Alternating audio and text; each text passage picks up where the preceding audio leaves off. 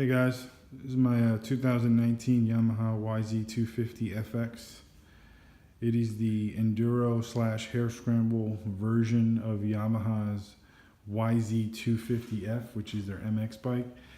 It pretty much has the same frame, I believe, and the engine. I think the only differences are the fact that it has a kickstand, it has a wide ratio transmission, and the electric start, which I believe now in 2019 the YZFs are coming with electric start and no longer the kickstart. I did own a 2000 Yamaha YZ250 two-stroke.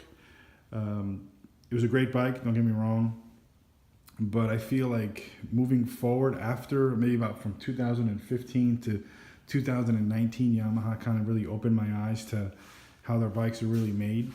The one thing I love aside from this bike that your other manufacturers don't have is the fact that the air filter is here.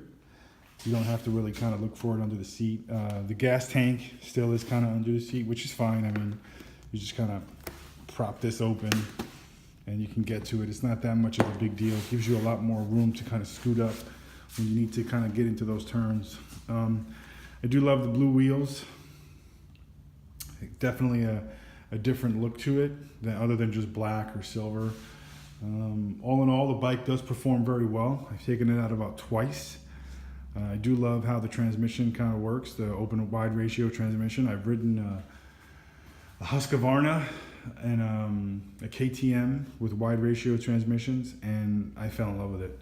Now granted, the reason why I went with Yamaha compared to your Huskies or your KTMs was, number one, the price point, whether it was used or new, was a little bit higher than I would want to pay, and I could get a brand new one from Yamaha for about maybe 10 grand, if that. Not what I paid, but that's pretty much your price point for this particular bike. I went with the 250 because I felt the 450 was going to be a little bit more power than I needed on the trails.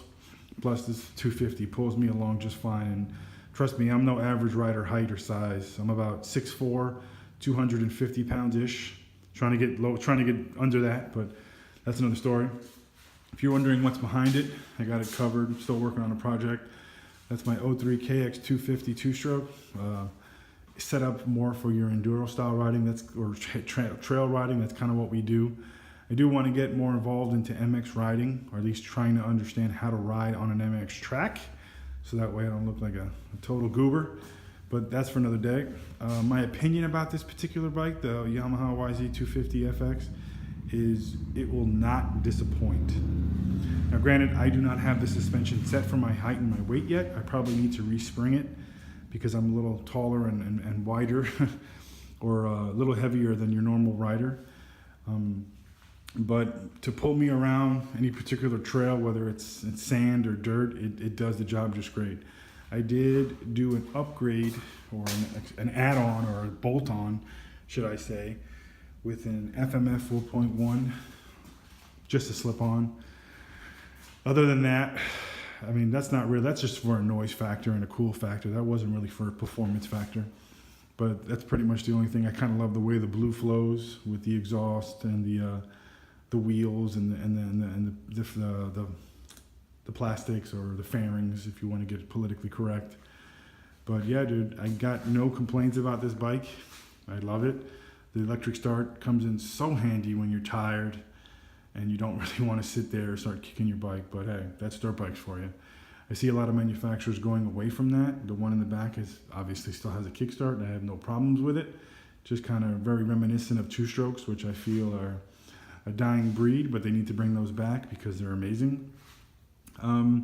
This is actually the first time I've ever really spoken or given an opinion about a bike, and I'm only doing it for the simple fact that this bike is amazing.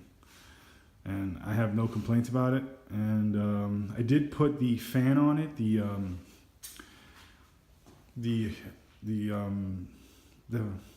fan for the side of the, oh my God, I'm having a mind's blank.